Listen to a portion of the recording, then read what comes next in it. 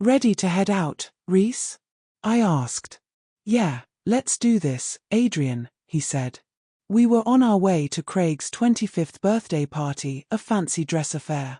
Neither of us were especially close with Craig, but he was one of those guys everyone knew and liked. He'd booked a massive hall for 250 people, and it was sure to be packed.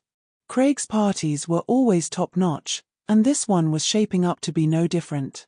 Reece and I looked great in our Ghostbuster outfits, if I do say so myself. Shame it was just the two of us. We tried to recruit a couple more for the full squad, but no one was interested. Why? Because of Reece. He'd been my best mate since our first year at senior school. For most of that time, he'd been dating the same girl, Tessa. She was the kind of girl everyone thought was perfect. Beautiful without trying, with long blonde hair, bright blue eyes, and a figure perfectly suited to her 5 feet 4 inches frame. She was smart and genuinely kind, never stuck up, always ready to help. So what went wrong? Reece stopped appreciating her. When Tessa finally ended things about a year ago, she told me she wasn't even sure if he still cared anymore. That breakup marked the start of Reece's downfall. He couldn't move on. When he drank, he'd start stalking her, calling at all hours, ringing her doorbell even though she'd blocked his number and Facebook. Since we all shared the same friend group, it was inevitable they'd run into each other at parties and nights out, and Reece would corner her, refusing to back off. People's patience ran thin. Fewer and fewer wanted anything to do with him. That's why our Ghostbusters crew had shrunk to just 2. Reece, you know Tessa's going to be there tonight, right? I said. Yeah, and I'll leave her alone. Last time you nearly got us both beaten up. There'll be loads of people, so there's no reason for you to even come near her. Adrian, I know. Just drop it, all right? Reece snapped, tired of my lectures. If only he'd listen. We arrived and the party was already buzzing. Costumes everywhere, superheroes, pop stars, zombies, vampires. Everyone looked amazing. Reece tapped my shoulder. There she is, he said, pointing across the room. No prizes for guessing who. Tessa was with her 2 best friends, Sadie and Kendra. The 3 looked like Greek goddesses, long white dresses, delicate headpieces, jewelry, hair curled over one shoulder. Sadie was brunette, Kendra a redhead, both almost as stunning as Tessa. No wonder they were the popular girls. Mate, leave them alone, I begged. You know they hate your guts. I know. I just wish I hadn't messed things up. The party was great. Everyone was having fun, and best of all, Reece kept his distance from Tessa. Maybe he was finally getting a grip. Hold up, Adrian, I'm just off to the bathroom, Reece said and wandered off. I turned back to the bar, hoping to get served soon. With so many people, the small bar crew was struggling. Just as I was about to order, I heard it. Will you just leave me alone? You're ruining my life. Tessa's voice cut through the noise, and I knew exactly who she was shouting at. I rushed toward the commotion. By the time I got there, a crowd had gathered. Ruining your life? I am your life, Reece yelled back. You're the biggest mistake I've ever made. Reece raised his hand to slap her. I grabbed his arm just in time. Come on, Reece, let's go, I said firmly. No, I'm not done with her yet, he slurred angrily. I'd never seen him like this. Quickly, I locked him in a headlock and started pulling him away. Stay away from me, Richie Simpson, or you'll regret it. You come near me again, and you'll never harass any girl ever again. Tessa screamed, completely lost. Outside, Reece swayed, drunk. Whose side are you on? He slurred. Mine, the one where you don't hit girls who don't want to be with you. Screw you. I'm the only friend you have left. I've been trying to stop people from ditching you, trying to tell them you'll snap out of it. Well, screw you. Get lost before I lose it myself. I'd had enough and was glad to see him stumble away. I went back inside, searching for Tessa to make sure she was okay. I spotted her, facing away. Hey, Tessa, I began. I told you to back off, she shouted, spinning around and grabbing my wrist. I felt a sharp jolt, like an electric shock. Oh crap, Adrian. I thought you were Reece. You're wearing the same thing, and in this light, she looked completely horrified. Quick, let's get outside. I've really messed up. What are you talking about? I asked, confused. Outside. I need to explain before things get worse. We sat down on a bench outside. All right, Adrian, here's the short version. I cast a spell on you that was meant for Reece. Me, Kendra, and Sadie have been working on this reality-altering spell we found in an old book a while back. It was supposed to turn Reece into a girl and change reality so everyone except the three of us and Reece would think he'd always been one. I'm so sorry. I was about to laugh until I noticed her headpiece had shifted from gold to a pale blue band. Her dress was changing too, from white to blue. Are you sure you did this right, Tessa? Because you're the one changing, not me. Well, reality's shifting, so you're not the only one changing, she said, examining herself. Her transformation continued. The blue dress expanded into a massive ball gown with layers of petticoats and puffed sleeves. Pale blue opera gloves appeared, and her hair styled itself into an intricate updo. I'm Cinderella. In this reality, I'm Cinderella, Tessa declared. I wanted to deny what was happening. Magic wasn't real except it clearly was here. Luckily, I hadn't changed yet. Kendra and Sadie came running out, both transformed. Kendra's hair was loose. Wearing a pink and white ball gown with huge sleeves, she looked like a real-life Ariel from The Little Mermaid. Sadie had a red bow in her chocolate brown hair and wore Snow White's iconic dress. Why the hell are we Disney princesses now? Kendra shouted, struggling to move through all the petticoats. Then she saw me and her jaw dropped. I felt myself shrinking, losing mass rapidly. It didn't hurt but felt incredibly strange. A weight grew on my chest and hips. I tried to resist with my now slender, delicate hands, but it was useless. Then a pinch at my waist made me realize I'd lost inches. It was now tiny and wasp-like. A strange sensation hit my scalp as long, deep brown locks tumbled down my back. Finally, I felt emptiness where there used to be something. I was a girl. A girl trapped in an oversized Ghostbusters suit. Sadie asked, why is Adrian a girl now, and why did we all turn into Disney princesses? Tessa was crying. It was a mistake. I thought you were Reece and cast the spell on you. Oh my God, Adrian, Kendra said, hugging me tight. This was never meant for you. The changes kept coming.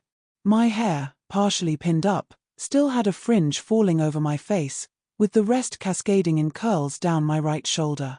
I felt something on my face and around my eyes, makeup, I guessed. The sleeves of the boiler suit detached and extended over my arms and hands, turning into bright yellow gloves. The legs fused and flared out into a massive skirt with layers of petticoats, bigger than Tessa's or Kendra's, covered in ruffles and ribbons all glowing yellow. The rest of the outfit formed an off-shoulder dress with a yellow rose resting where my chests would be. When I was lifted onto my toes, I figured I was now wearing heels. You're Belle, Sadie exclaimed. You look stunning. So in this reality, the four of us must be friends, and we decided to come tonight as princesses instead of Greek goddesses, Kendra said thoughtfully. Forget that, I shouted. How do you plan to change me back? I don't think we can, Tessa said miserably. When we finished crafting the spell and stored it, the book we found it in just disintegrated. That's why we thought it would actually work. Sadie, always the practical one, added, we need to figure out who Adrian is now, where she lives, and try to understand where we all fit in this new reality. That's when I noticed a yellow purse in my right hand. Opening it up, I found a driver's license, except instead of Adrian Anderson, it said Serena Anderson. Same birthday, but instead of living with my parents, I now called one of the luxury flats across town home. Let's call a cab, Kendra said. I'm not keen on walking all that way dressed like this. I had to agree. While waiting, something nagged at me how little this whole situation bothered me. I was a completely different person now, yet I felt surprisingly okay. The taxi arrived, and I couldn't help but laugh at the sight of the four of us in enormous ball gowns squeezing into a regular cab. Our skirts had puffed out so much that you couldn't see us below the neck. During the ride, my phone rang inside the purse. Rihanna's song blared as the ringtone. I groaned, never liked Rihanna. The caller ID showed Reece. I really didn't want to talk to him. Maybe now that I was one of Tessa's friends, he'd try to use me to get back in her good books. I declined the call. That phone rang 6 more times before we reached my home. Finally, I switched it off. Inside the flat, clues about who I'd become were everywhere. Most obvious were several dressmakers' mannequins with dresses in various stages of creation. I seemed to be a dressmaker. I wondered if I'd made the gowns we were wearing. First things first, I needed a mirror. I still had no idea what I looked like. I found one in my bedroom, which was undeniably girly, a double bed with pink netting canopy, cushions, and stuffed animals everywhere. I had the urge to hug one but held back. I looked like the sister I never had. Just as I was admiring myself, Tessa called from the living room. Adrian, Serena, whatever. You need to see this. I walked in and saw what she was staring at, a huge canvas with a photo printed on it. There was me, smiling and cuddling someone who looked like a boyfriend. It was Reece. My heart sank. At least you don't have to worry about him bothering you anymore, Tessa said. Thanks, Tessa. I woke up groaning, not just from a hangover. I was in a girl's room, in a girl's bed, sharing it with the stunning Tessa, and almost as gorgeous Kendra and Sadie, who were on air mattresses on the floor. A day ago, I'd have given anything to wake up with these three. Yesterday, I was Adrian Anderson.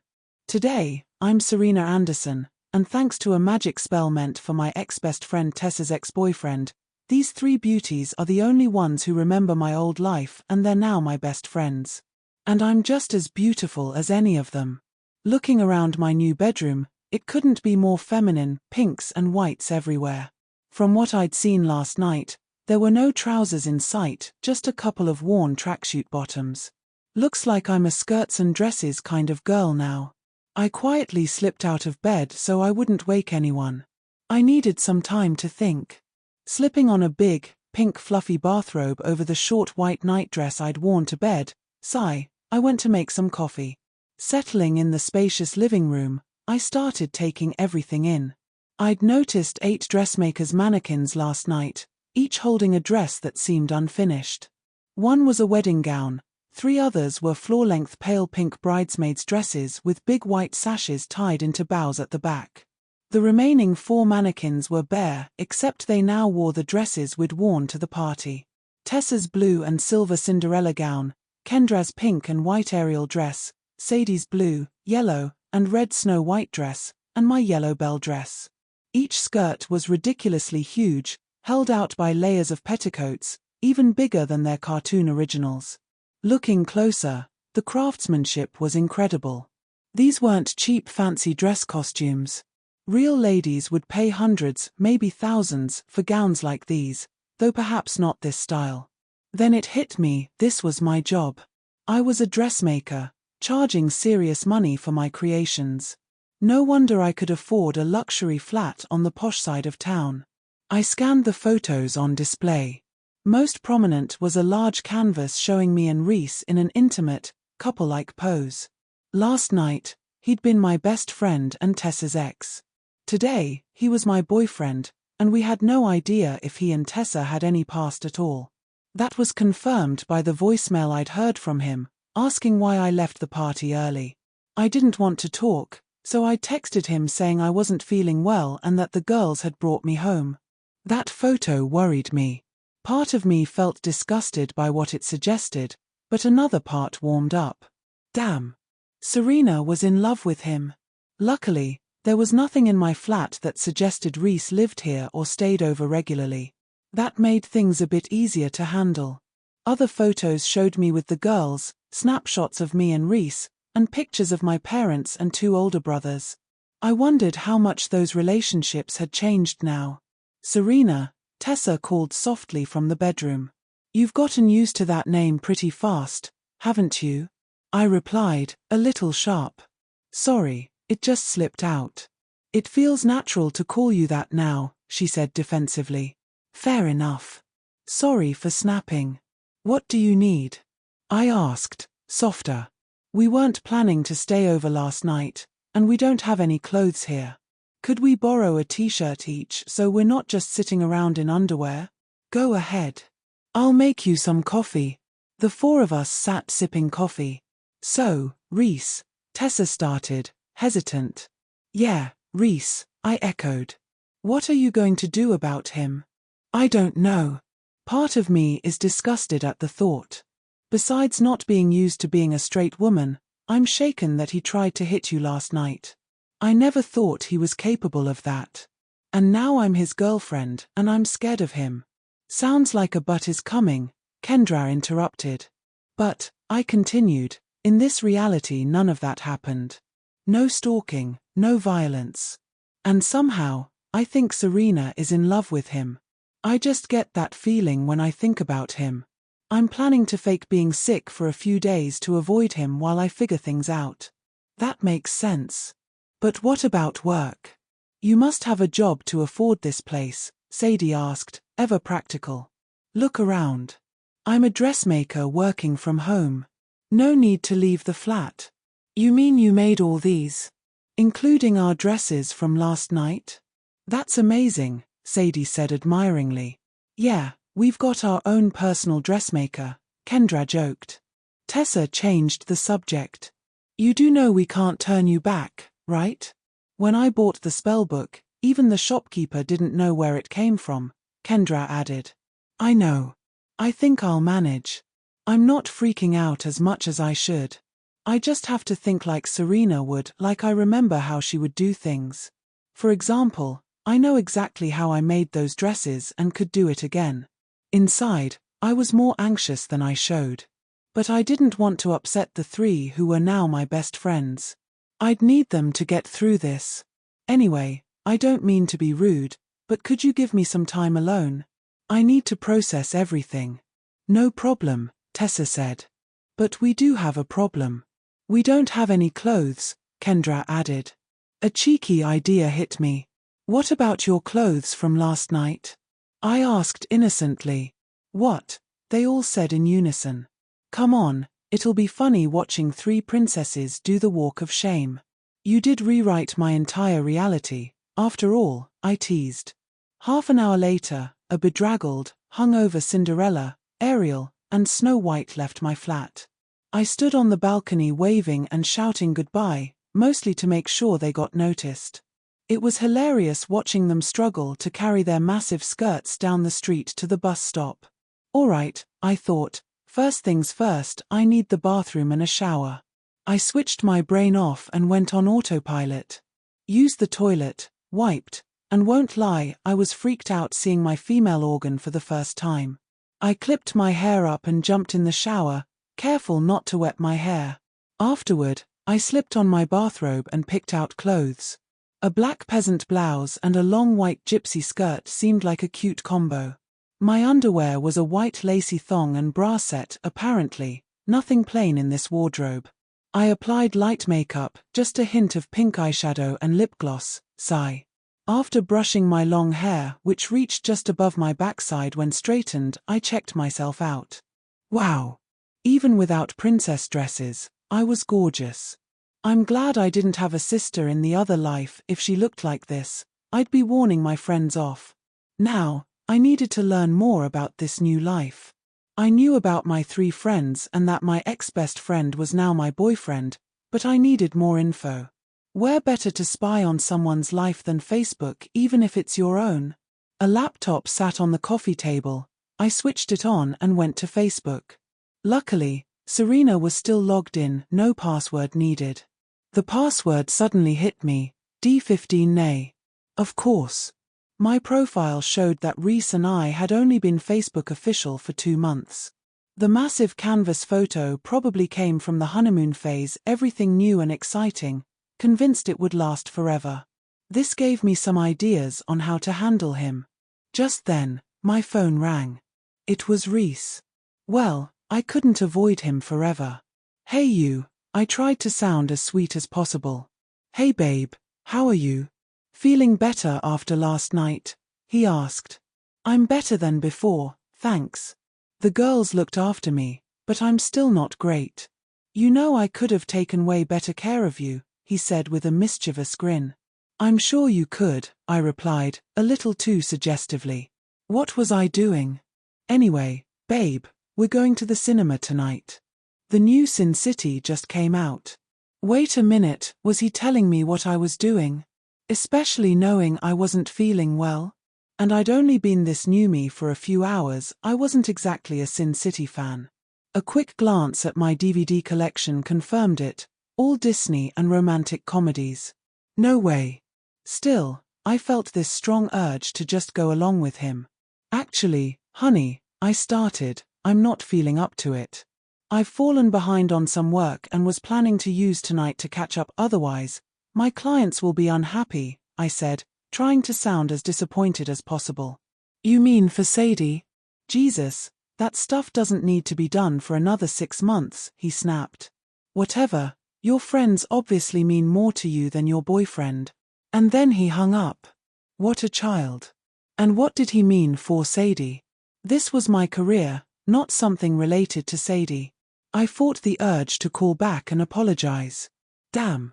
For a woman running her own successful business and living independently, Reece sure had me wrapped around his finger.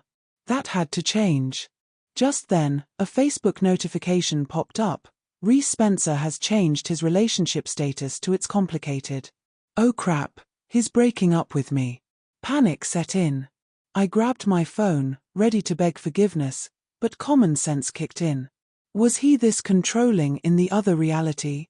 I'd have to talk to Tessa about this. I kept scrolling through Facebook, hundreds of photos of me, Tessa, Kendra, and Sadie. Our last day of school in uniforms, blouses covered in classmates' signatures. Our prom. Seriously, I must have princess wannabe issues. While Tessa wore a strapless knee-length black dress, Kendra dazzled in an ankle-length emerald green gown with a thigh-high slit, and Sadie rocked a red mermaid-style dress. And me. A huge pink ball gown, pink flowers woven into my hair. Guess the Disney princess theme last night was my idea. No wonder I made dresses. I would have cost my parents a fortune growing up buying the ones I liked. More photos followed, college days, nights out, girls' holidays. We were tight BFFs. Even in the other reality, the three of them hadn't really bonded until after college. I noticed a business page linked to my profile, Elegance by Serena. Simple name. Clicking it took me to a full website showcasing my previous creations, mostly evening wear, but also bridal gowns, little girls' dresses, christening and communion gowns, even fancy dress. Last night's dresses weren't a first. I apparently visited clients' homes for fittings and design consultations, then crafted the gowns at home. Looking around my living room, I had all the tools and materials to back it up. I checked my laptop and phone calendars, no appointments until Thursday. Good, it was only Sunday. Then I realized I hadn't eaten all day, coffee wasn't enough. Opening the fridge, I spotted something new, a save-the-date invitation for Sadie Donovan and Michael Goodaham's wedding. Sadie was engaged, and Michael Goodaham was my brother Sean's best friend. I dashed back to the living room, nearly tripping over my long skirt, and logged back into Facebook. Sadie's profile confirmed it, engaged to Michael Goodaham. So that's what Reece was talking about. I must be making her bridal gown. Were the bridesmaids' dresses for the wedding, too? Was one for me? In the other reality, Sadie was single and living on her own. Here, she lived with Michael, they had a house together. Damn, Sadie didn't have her own place anymore. She'd left about an hour ago, and the public transport here wasn't great, especially on Sundays. Maybe I could catch her. I grabbed my phone and dialed. Hi Sadie. If you're checking on me, yes, it was embarrassing taking the bus dressed as Snow White. Luckily, Tessa and Kendra helped keep people's attention off me, she said before I could speak. Sadie, I nearly yelled. Are you home yet? Yeah, just got to my door, but my key won't fit. It even looks different. Hold on, someone's at the door. Who the hell is in my flat? Bloody hell, once she starts talking, she doesn't stop. Sadie, you don't live there anymore, I said just as the door opened and a confused voice asked, can I help you, miss? Sadie, just wait outside, I'll come get you, I said quickly. Sorry, mister, I must have the wrong flat, she heard Sadie say as the line went dead. I glanced at my key hook by the door and spotted a car key for a Mini. Ah, how girly could I be? If it was pink, I was going to lose it. Grabbing the key, I headed out. After a brief scream, I slid into my pink Mini convertible, the Elegance by Serena logo emblazoned on the side, and drove to Sadie's old flats. Pulling up, I beeped the horn and opened the door for her. Once again, these massive princess skirts weren't ideal for a normal car ride. Sadie's snow-white gown puffed up as she climbed in, and I had to wrestle through layers of fabric to reach the gear stick and handbrake. Okay, Serena, what's going on? Sadie asked. Why was there some strange man in my flat? I pulled up her Facebook profile on my phone. This is why you don't live there anymore. You're engaged, and you live with your fiancé now, I explained. My fiancé? He sounds familiar, but I don't know who Michael Goodaham is, she said anxiously. Oh, crap. Someone named Mikey has been calling for the past hour. I've been ignoring the calls. Oh, he hates the nickname Mikey. Only a girlfriend gets away with that. He's my brother's best friend, I told her. You're either going to have to answer or get home fast. He might call the police. Just then, my phone rang. It was Michael. Good thing I hadn't started driving. Hi Mike, I answered. Hi Serena, he sounded panicked. Have you seen Sadie since last night? She didn't come home and isn't answering her phone. Calm down, Mike. She's with me. I wasn't feeling well last night, so she stayed over. She thinks she left her phone at the party, I lied. I'm bringing her home now. Thank God, he breathed. I was so worried. Tell her I love her and I'll see her soon. I will, you big softy. See you soon. Bless him. What a difference from Reece. One question, Soph, Sadie said, I have no idea where I live. How do we get there? Here's a trick I learned while getting ready. Close your eyes, clear your mind, and think about where you live, I said.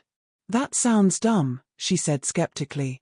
But you look amazing for someone who was a boy less than 24 hours ago. I'll try. She closed her eyes, and moments later said, wow, it worked. I live at 8, Vicarage Drive. Let's go, I said.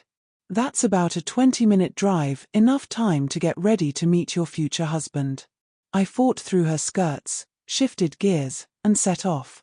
As we drove, I told her about Michael.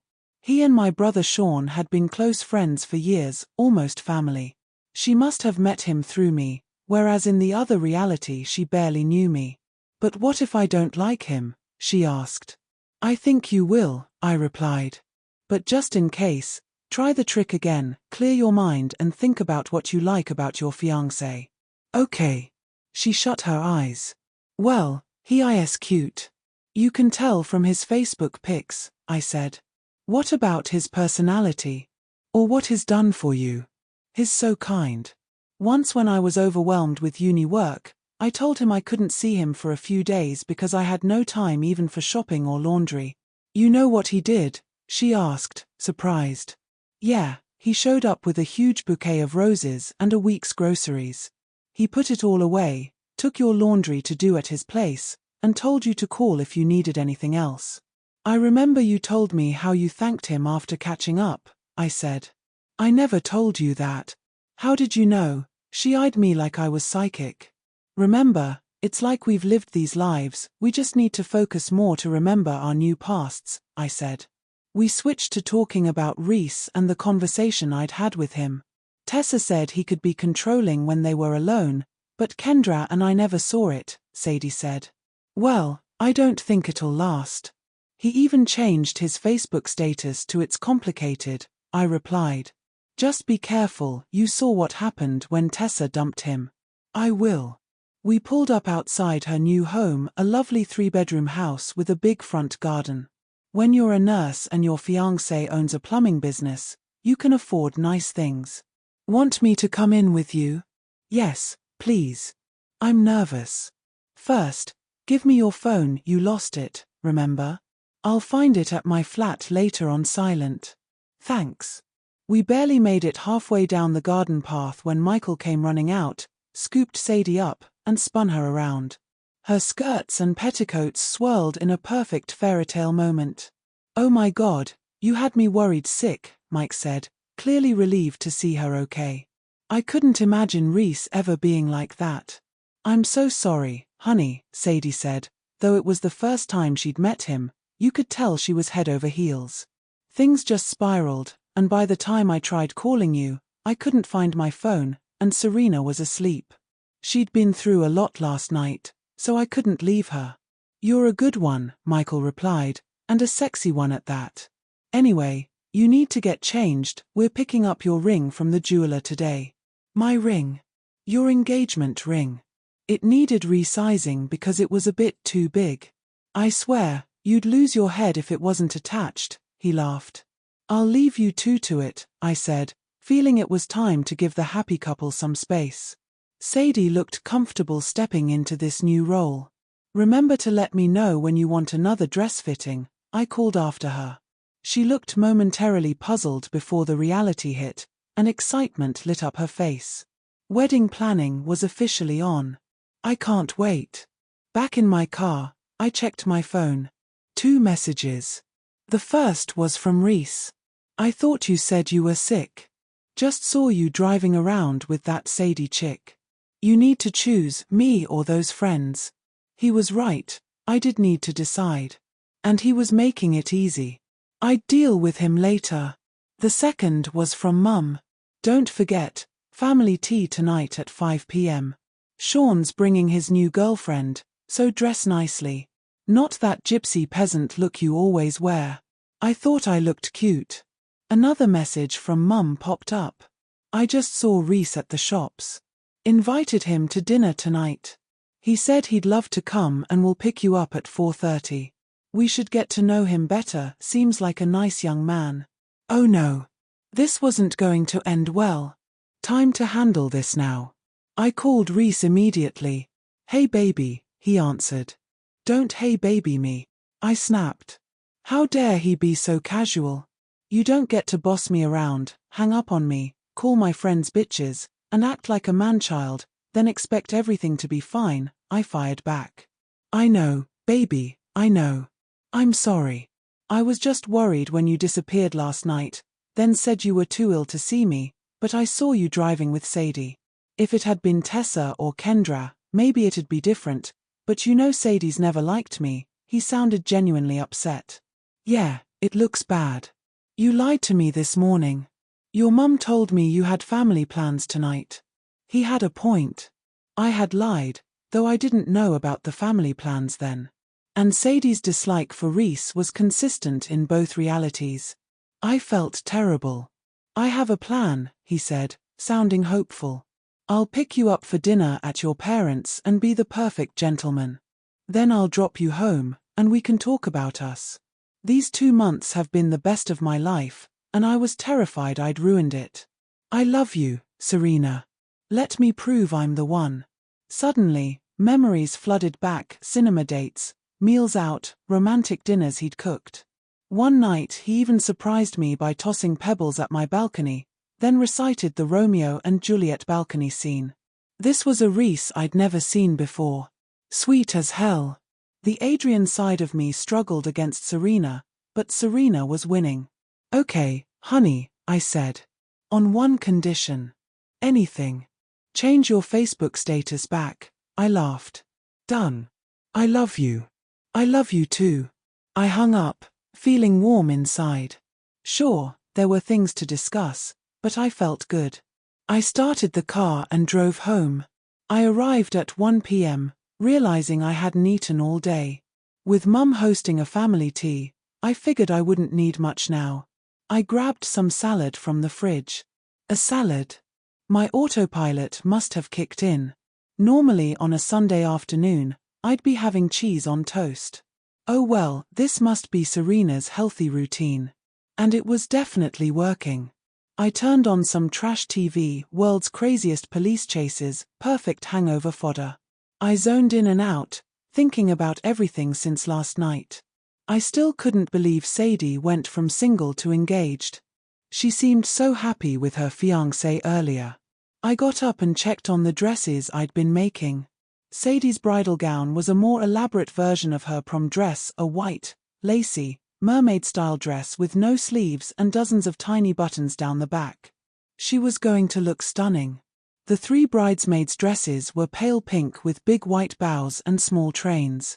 Handwritten tags read, Kendra, Tessa, and me. So I was going to be a bridesmaid. Kendra's dress had a thin layer of pink netting over the skirt, unlike mine and Tessa's.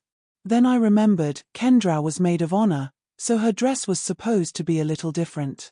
Kendra as maid of honor? She was a bit of a wild card, her fiery red hair suited her perfectly. I could only imagine the kind of hen party she'd throw, definitely one for the books. I thought about Tessa and Kendra. Sadie had clearly undergone major life changes, but what about the other 2? I hadn't heard from either since they left, so hopefully, nothing too dramatic. It was 2 p.m. when I suddenly remembered Reece would be picking me up in less than 3 hours. Time to start getting ready. After lying to him and with Mum insisting I dress nicely, I wanted to make a good impression. Autopilot seemed like the best approach. I stripped down to my underwear and slipped on my bathrobe again. Plugging in my curling iron, I set to work while keeping an eye on the TV.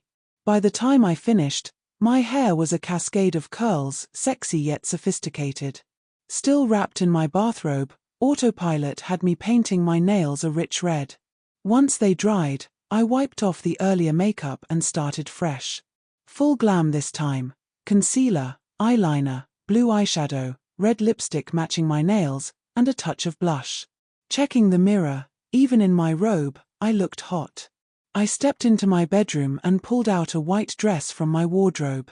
Thick straps, knee-length skirt flaring out with a hint of netting peeking underneath, and a charming red rose print. An elastic belt cinched the waist perfectly. Slipping it on, I wiggled it over my hips, slipped my arms through the straps, and zipped it up the side. It fit like a glove. A bit of jewelry and white strappy sandals with 3-inch heels completed the look. Just as I was finishing, the flat's intercom buzzed. "Hello. It's me. Ready?" Reece's voice came through. "Almost, come on up. I'll be done in a minute." I was ready, but something told me to keep him waiting a little. I heard him come in and settle in the living room. After a few minutes, I made my grand entrance. "Tardier," I announced. "Well, someone besides me looks amazing tonight," he said, cocky but honest. He'd made an effort too, smart shoes, pressed trousers, and a crisp shirt. No worries about my parents meeting him looking like this. I gave him a quick peck on the cheek, not wanting to smudge my lipstick too soon. Then I noticed a bag on the sofa. "What's in there?" I asked. "Just a few things for the morning, just in case," he replied with a suggestive look. "Hold your horses, mister. I know we made up this morning, but we've got a lot to talk about before I even think about you staying over." "Put that bag back in your car," I said firmly. He looked like he was about to lose his temper but caught himself quickly. "Fair enough. I just hope we can get things back on track," he said. That worried me a bit, but I tried not to dwell on it. I packed my essentials into a white, strappy handbag and told Reece we were good to go. In the car, my phone beeped. A text from Sadie. "Hey, just saw Reece changed his relationship status again. What's going on?" "Who's that, honey?" Reece asked. "Tessa, just checking if I'm recovered from last night," I lied. Didn't want him knowing Sadie was checking up on me. I texted back. He said he's sorry and is suddenly being really sweet. I'm giving him another chance. Just be careful. Tessa said he can flip from sweet to aggressive and back in a heartbeat. Text me if you need anything, came the quick reply. I tucked my phone away as we pulled up outside my parents' house. Both brothers were already there. We walked in, and I saw Mum and Dad. Hi Mum, hi Daddy. I teased as I hugged them both. Hello, dear, you look lovely, Mum said warmly. Hi Princess, Dad said with a grin. Really, Princess?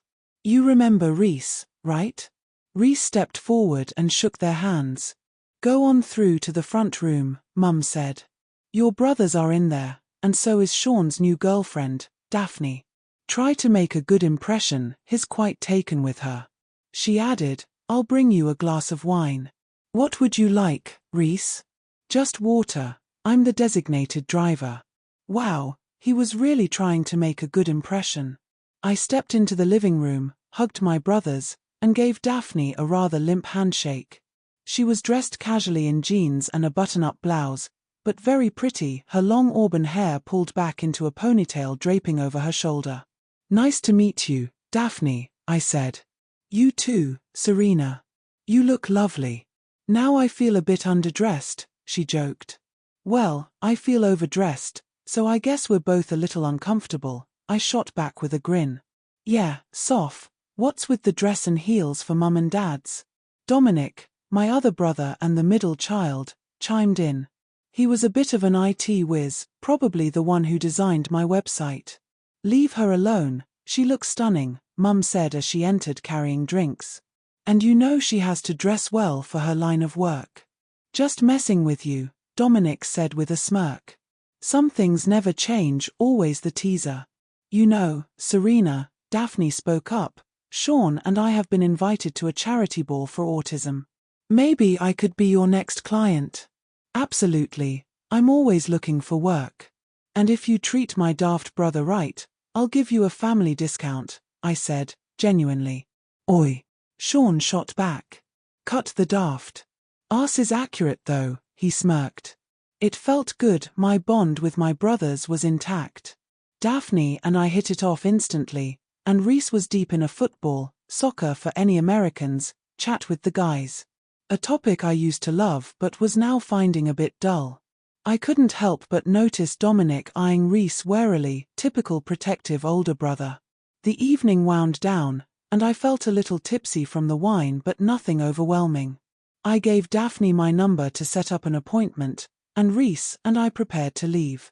Just as Reece moved the car off the driveway, Dominic grabbed me. Serena, I want you to be careful with him. I've heard rumors, probably just rumors, but they're not good. Please watch out, he whispered. Thanks for looking out for me, bro. I will. And yeah, probably just rumors, I reassured him, planting a quick kiss on his cheek before heading out. Back at my flat, we went upstairs for the talk. Want a drink? I'm pouring myself some wine, I asked Reece as he settled in the living room. Just water, thanks. Wow, he was taking this seriously. I poured our drinks and sat beside him on the sofa. Then an idea struck me. If things went well, I wanted to look my best for whatever came next. Be right back, I said and headed to the bathroom. Just as I was leaving the front room, I remembered my lipstick was in my handbag. Turning back for it, I caught Reece pouring something into my wine. What was that? I asked, my voice trembling. What do you mean? He replied, sounding guilty. I picked up my glass and saw powder dissolving inside. Drink it, I challenged. Get lost, you're crazy, he shot back. Drink it or get out, I insisted, trying to sound brave. And who's going to make me? He sneered. I realized then I couldn't overpower him like I had the night before. I was half a foot shorter and far less muscular now. I dashed to the kitchen and grabbed the biggest knife I could find. Get out now, I screamed, hoping the knife and the possibility of neighbors hearing me would scare him off. You're insane. I haven't done anything. Can't deal with this crazy, he said calmly as he stormed out. I locked the door, slid the chain on, and broke down in tears. I grabbed my phone. Hey Serena, what's wrong? Tessa answered. I could barely speak. It's Reece, I sobbed. He tried to drug me. I think he was going to assault me. Stay where you are. Lock the door. Don't let anyone in until I get there, Tessa ordered. I didn't argue. I curled up by the front door, crying harder than ever before. If you appreciated this story and wish to show your support, don't forget to join me on Patreon for exclusive content.